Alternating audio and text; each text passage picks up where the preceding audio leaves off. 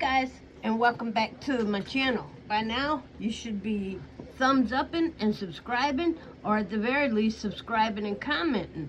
You don't have to thumbs up everything, because I know not all my videos are for everybody. You're going to like some, and some you're not going to like. So, either way, give it a thumbs up, give it a thumbs down, but either way, give it a comment on as to why you did what you did as far as the thumbs up and the thumbs down. Now this one I want to talk about adoption. Adoption from an adult child's perception. And again, I don't speak for everybody. I speak solely for me.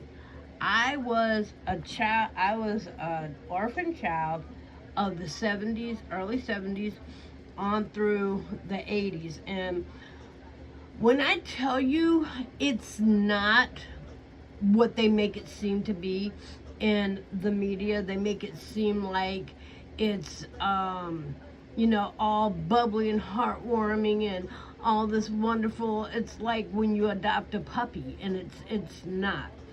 From the child perspective, let me tell it to you the way I see it, okay? Foster parents choose to become foster parents.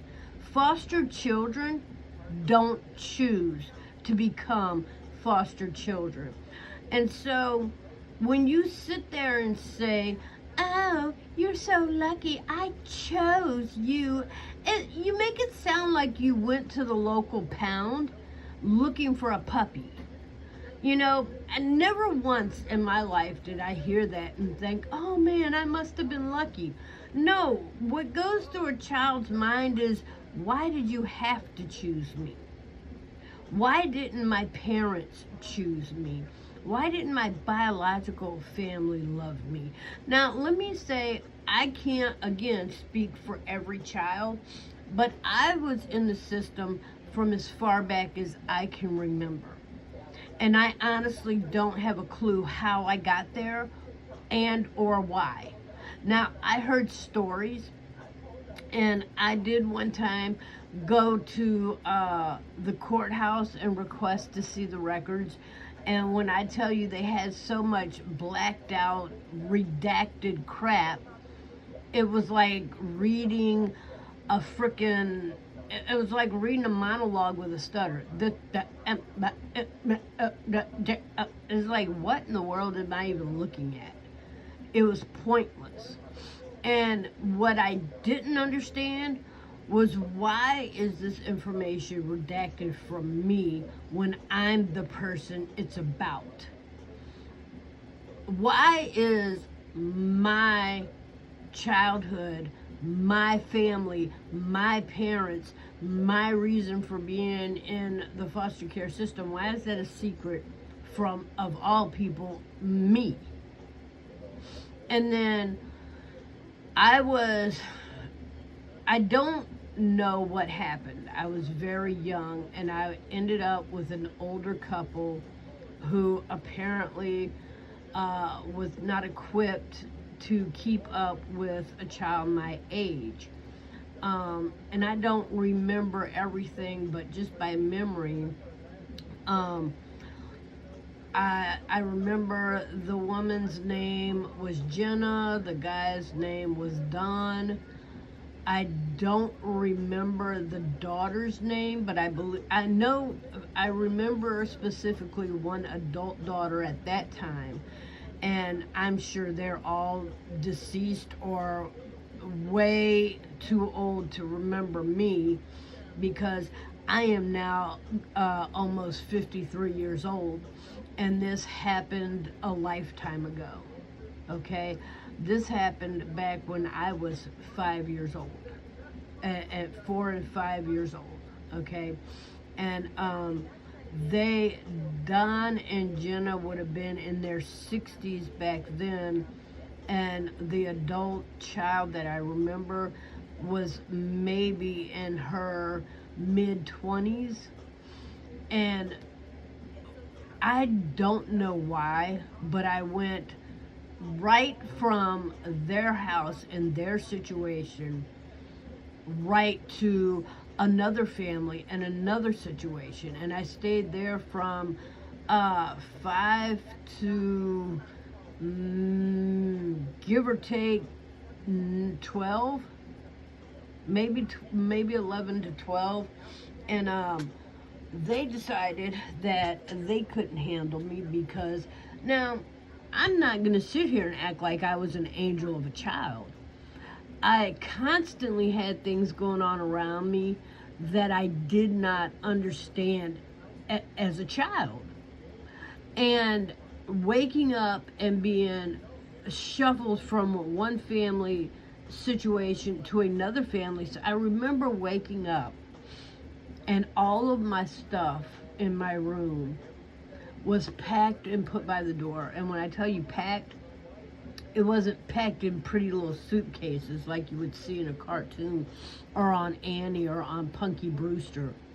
My stuff was in black trash bags sitting by the door, and I was waiting for a stranger to come and get me and take me from the only family I knew to another stranger. But I was leaving this family with a stranger in a vehicle that was strange to me, and I was going to another house in another family, which was strange to me. And I can assume. I'm trying so hard to pull this stuff up in my memories. I can assume that I did not. I know. I remember spending a lot of time in fear, insecurity, thinking, okay, at any minute I'm going to be gone. I received very little therapy, and the therapy I did receive taught me two things: never tell the truth, and anything you tell, they're going to go, those adults are going to go back and talk. I was never safe as a child. I never felt safe. I never thought I was safe. I never believed I was safe. I never trusted adults. And it was a very scary and fearful situation for me. And I learned real quick to be as invisible and as unheard as I could be in most situations, and seek very little attention. And I remember at the same time doing stupid things to act out and be seen, and it was a weird. I don't really know how to explain it now, even as an adult, but I remember one time I just wanted to be noticed. I just wanted to be seen. I just wanted somebody to know that I was there. And so I took soap and rubbed it on my finger, and then rubbed it on my eyes and made my eyes burn. We all know what it feels like to have soap in your eyes. And I made my eyes really red, and then I went and hung out in front of my parents, my foster parents, and I was acting goofy, and I was acting off balance and stuff, and I wanted them to think I was high. I wanted them to think that I had done some kind of drug. I wanted them to notice. I wanted them to notice me. It was such a cry for attention without crying for attention. And it was like, I just wanted somebody to care. I wanted somebody to be interested. I wanted somebody to notice that there was something different, that there was something going on, that there was something unexpected, something out of the ordinary. I just wanted to be in their moment. I wanted to be a part of their moment. And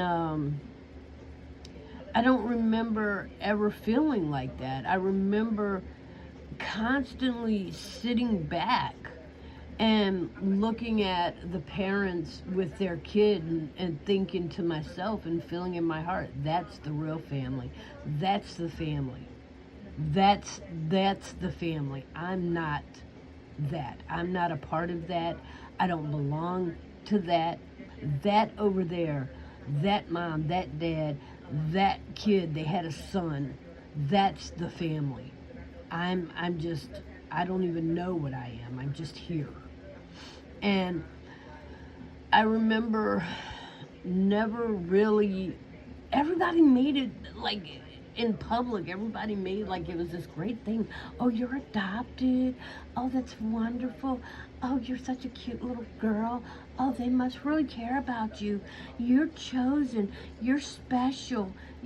And you, as a foster child, you don't feel that way. And every time you're not included, especially when it counts. I mean, I didn't know then as a child that you can't be included in every second of every moment. I didn't know that like I know now. But when I tell you I never felt included, I never felt included in what the family was doing. And eventually that family did give me back to the state as well. And I ended up spending the rest of my adolescence in what they called a group home. Before that they were orphanages. Before that, no, they were orphanages, and then halfway houses, and then group homes. And then the term halfway house got taken over between, addicts and drug rehabs, between the rehab and going home. So that name got taken over, called halfway houses. But we were we were the original OG, buddy. No, I'm kidding. But we were the original halfway house, which basically meant halfway between a family and the streets. And basically that's what happened. When I turned 18, I was given a birthday card, and it had $10 in it and a good luck and a goodbye, They opened the door. The little bit of stuff I owned was again in a trash bag. And I just happened to be in a group home. I was in New Orleans. And I just happened to be in a group home that was right across from a homeless shelter. And if I remember the name of the place right, it was called Melanie's Boys Home. But it was majority a boys home, but above the deaf school, they had a section for the girls. And I don't think we ever got our own name, and we were kind of affiliated with the deaf school. It was more of a deaf school / nursery / daycare for deaf kids. But there were 7 of us up there, which I kind of briefly went across in my other video.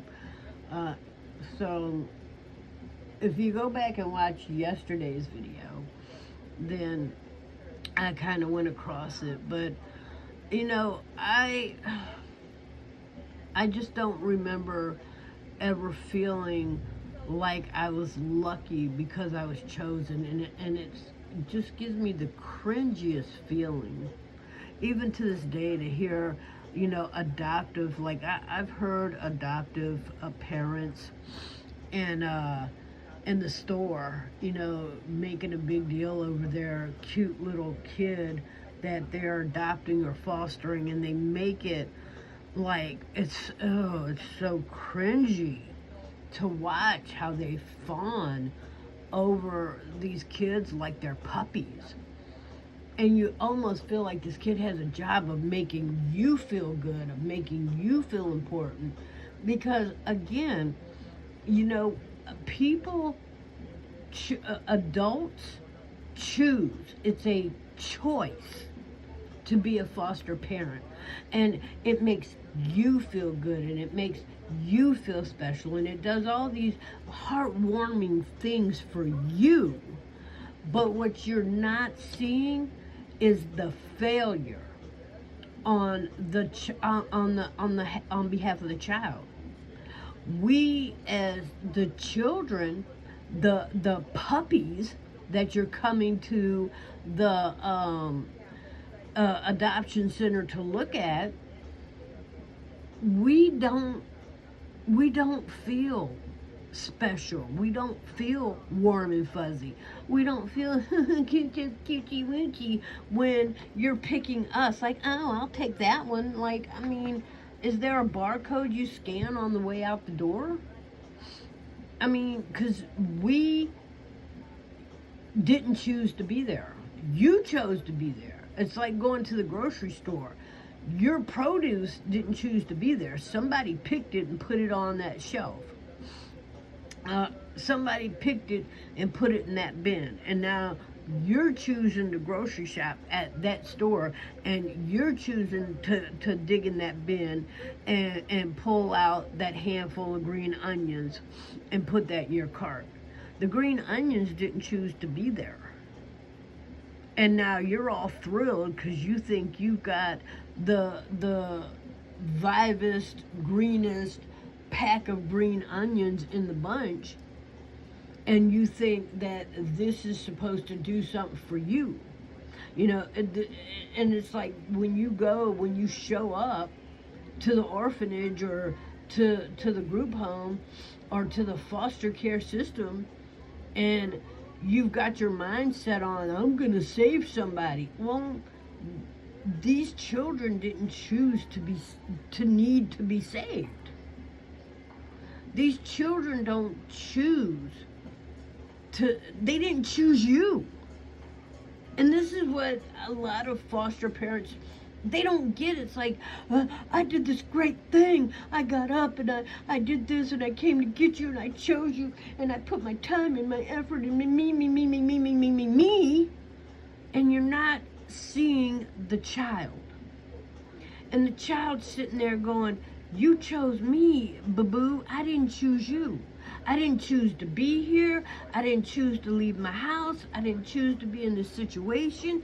And now you want me to be grateful because you need something to make you feel good. 90% of foster parents are in the game because they need something to make them feel good. They need something that's going to bring them attention. They need something that's going to love them unconditionally. They need something that they feel like they can take care of. And I'm here to tell y'all, go get a puppy.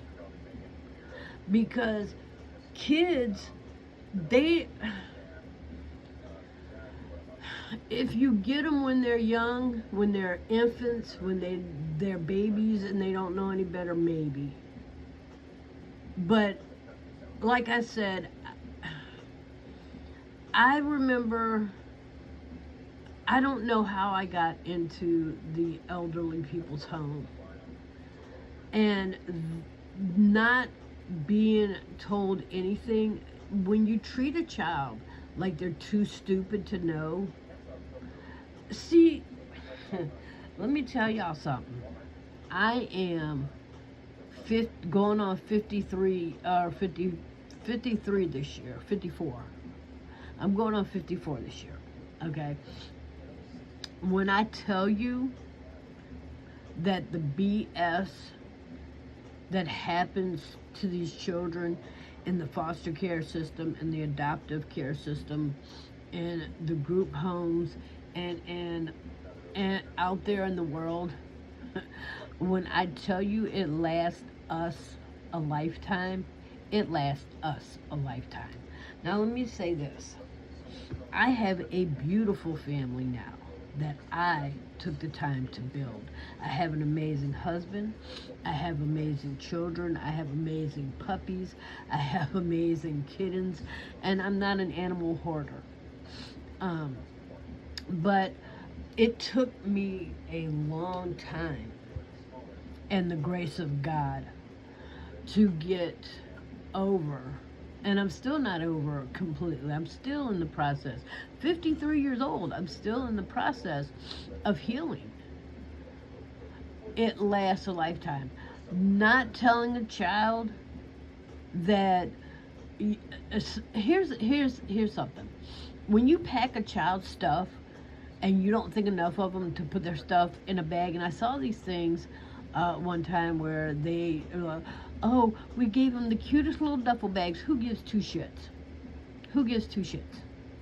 Because you wadded their stuff up and threw it in a damn duffel bag. Okay. When you don't think enough of a child because you think they're too young to try to explain something to them, that lasts a lifetime. It lasts a complete lifetime. And again, I can't speak for everyone, but I never got over being treated like a damn dog. And when I tell you, I understand the fear of being picked up by a stranger, taken to a stranger, left by a stranger, dumped into this strange situation, like you would a puppy. I don't know how to end it, because I know there are kids in the foster care system, and I know there are people out there that mean well, but this is what I will tell you. Always tell a child what's going on, and when at all possible, always take somebody they're familiar with to the next situation. I mean, I understand sometimes it's not possible, but I'm not gonna lie. If one person from my original family, and I don't even know who these people were, I know I was told years later they were a foster family, has one person gone with me from that family over to the other family and explained things to me and talked to me, and of course I was a kid, but at least I would have felt some kind of way, like, damn, they took the time, to explain that to me. And even as a child, I may not have understood it then, but I would have understood it now, and I would have understood it as years went by and as I got older. Here's what people don't understand. They think what they do in the moment, they can correct later. When it comes to a child not having a family, you can't correct that later. You can't correct it later. So if you have a foster child, I will say this: don't sit there and harp on the fact that they're chosen, because all you're doing is reiterating the fact that they had to be chosen. Okay?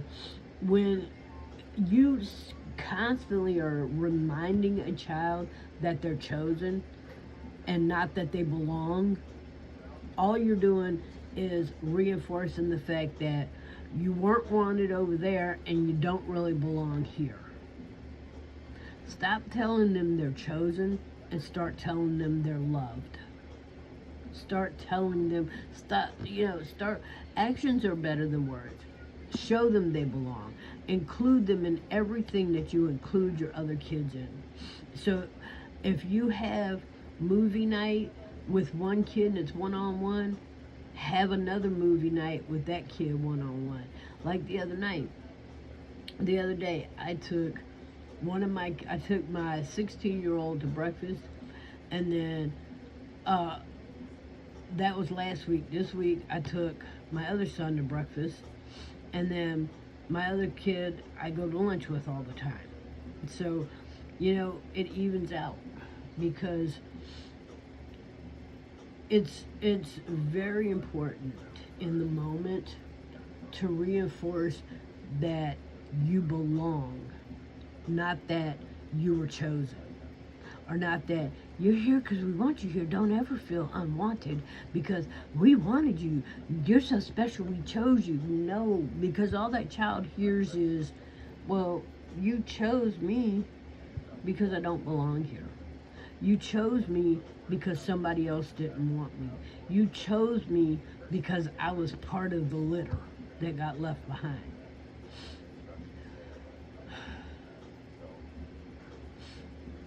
If you have a foster child in your home, or an adoptive child in your home, know this. Again, I am 53, soon to be 54 in May. What you do now is going to last a lifetime. It's going to last a lifetime.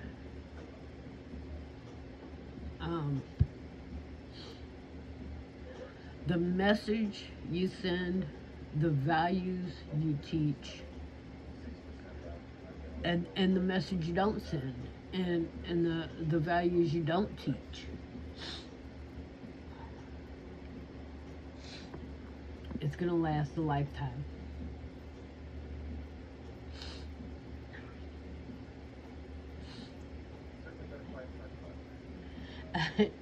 I'm sorry. I didn't think I'd end up crying on this one because I just didn't. But anyway, it is so important to not reinforce the BS of we chose you. I can't tell you how ignorant. Every time I heard that, and every time I hear it to this day, how ignorant that is. We chose you. You're special. You don't feel special. And I know you guys, you foster parents, don't mean it the way it comes across, that you're trying to search for something loving to say, and you want to make that child feel important. But I can tell you personally, every time somebody said, you're chosen, you're special, you're wanted, you're important, all I heard was, you were unwanted, we took you, and you don't really belong here, but we're working on it, you know? And so, I can tell you that if you don't tell it to a biological child, or if you wouldn't say it to a biological child, because maybe you're in a situation where you don't personally have any biological kids there, so you're telling all of them the same thing. I'm telling you, you're not, collectively, you're not making them feel any better. If you just treat them like they're yours, like you gave birth to them, that, you know, like my my husband, he's a stepdad to a couple of my kids, and then I have a biological for him. We've been married for 20, going on 23 years, and when I tell you, he's never once looked at my kids and said, "Hey, I chose you. Hey, I adopted you. Hey," and no, he's never. I love him so much because you can't tell him that these aren't his kids. You can't tell him that these aren't his kids. And if you try, it's going to be some SH that you don't want to deal with. You can't tell him. He's been raising my son that is 23 since he was 6 months old. That's the only father my 23-year-old son knows. And then my daughter is, he's been around since she was 11. So he's never once looked at any of my kids and say, you know, you're so lucky I chose you. Like, why would that make you feel lucky? And in the end, it makes you feel abandoned. Like, if you're not telling and oh God, the cringiest crap I ever heard was, I got stuck with that one. Oh, way to, you know, just slam two birds with one stone. You gotta sit there and tell your biological kid, I got stuck with you, but I chose that one. It's like, what? What goes on in an adult's mind when you're sitting there in comparisons of two kids and go, I got stuck with this one, but I chose you? Like, what? What makes that sound good in your ears? Like, really, what makes it sound good in your ears? Because I've heard it. Like, it was told to me when I was a child, but I've heard it over the years, especially when I'm in Missouri, And when I was in small town Fulton, Missouri, I heard that a couple of times. I heard it a couple of times when I was at the DFS office and the welfare office are the same building, the same little office. So that being said, I've heard that a few times. I heard people telling kids, like, I got stuck with that one, but I chose you. You are so special. It's like, oh, that's so cringy. Like, you just really demean the hell out of your natural born child, and then your foster or your adopted child, you just really made them feel like crap too, because you really just told that kid, I got stuck with you. Not that I wanted you, I got stuck with you, and you weren't wanted, so I chose you. It's like, do people think when they say this kind of stuff? Look, if you don't want it told to you, then don't tell it to a kid. I mean, seriously, sit back and think about it. Like, I know a lot of people haven't been in the same situation, and I went through, when I was doing my Wrinkle in Time, or my Moment in Time video, which is yesterday, dated yesterday. But I don't understand what goes through a person's mind. Why does a child's placement even come to mind when you're talking to that child? Why do you need to reiterate to that child that you were, I'm stuck with you, or I picked you, or the child already knows how they got there, and they don't need you're not making them feel good or important or accepted or loved when you feel the need to tell them why they're there. Why would you, why an adult, like I have 2 puppies. I've never had a need to go, I chose you. I mean, that's basically what you're doing to a child. You have a need to express to that little human being why they are there. They already know they're there. They don't need you to constantly or at all ever reiterate to them how they got there. Now, my son, like I said, he's 23 now, but my husband has been in his life since he was 4.5 months old, and then we got married when my son was 6 months old. And so is the guy that I'm married to is the only father he has ever known. And when he was 9 years old, on his 9th birthday, and I told my husband I was going to tell him because he was old enough to comprehend what I was telling him, because I knew at 9 when I was old enough for somebody to have a conversation with me. And so, I sat him down on his birthday. We had an amazing happy birthday with him. And on his birthday, I said, son, I'm not sure if you comprehend that this is not your biological father. He is your father, but he is not your biological father. You're adopted by him. I'm your biological mother. And he's like, oh, I know, because it was never a secret. Like, we spoke about things in front of him as far as medical things. He heard me and his dad talking to, like, he was a child, so we never had that conversation with him. But we had conversations about, if there was ever going to be a need for a blood donation or things of that nature. And so it was never a big secret, and it never has to be a big secret that a child is there and that they are adopted, or there's an absent biological parent, or both. Kids are pretty damn smart, and you don't have to keep telling them. You don't have to remind them. Like, I never had to tell him again after that. I never had.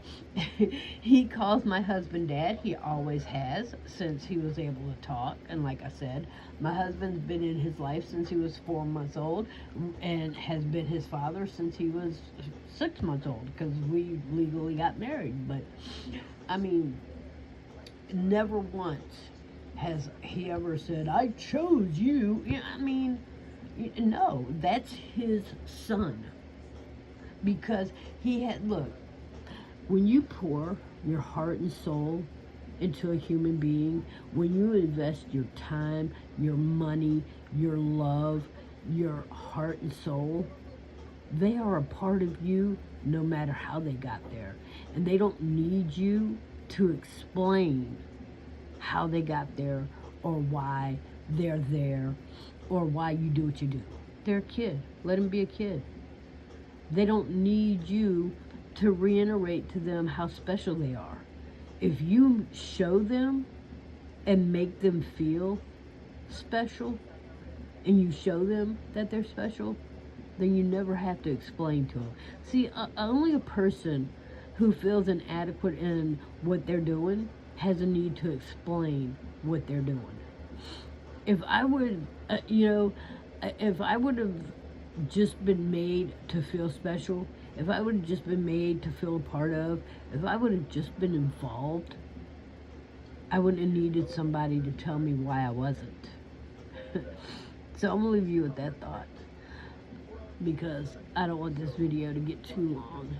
But I want y'all to know that from an adult perspective, because I see all these commercials where, you see these people walking by these adoption fairs and it's literally like picking out a puppy.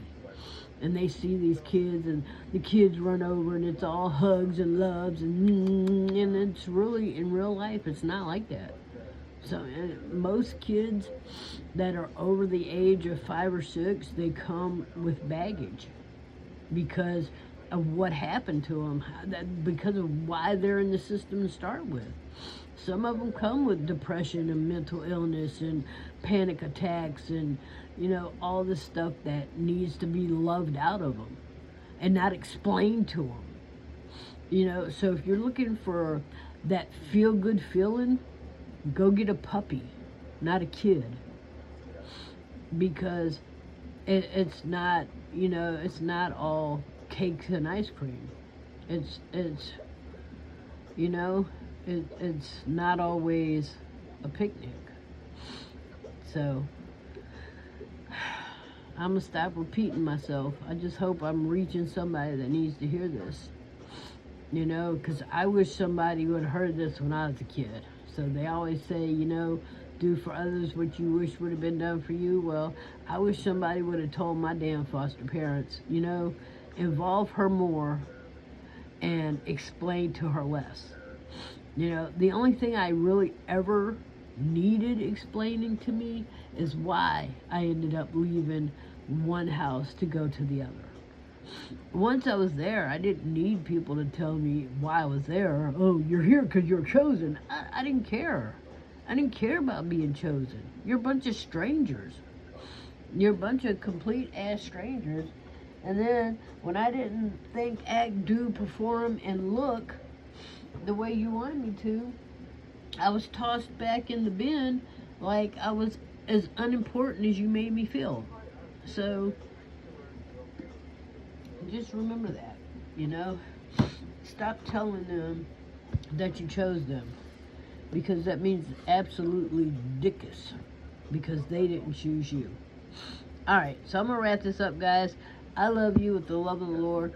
If you like it, give it a thumbs up. If you don't, give it a thumbs down. Share it, tell a friend.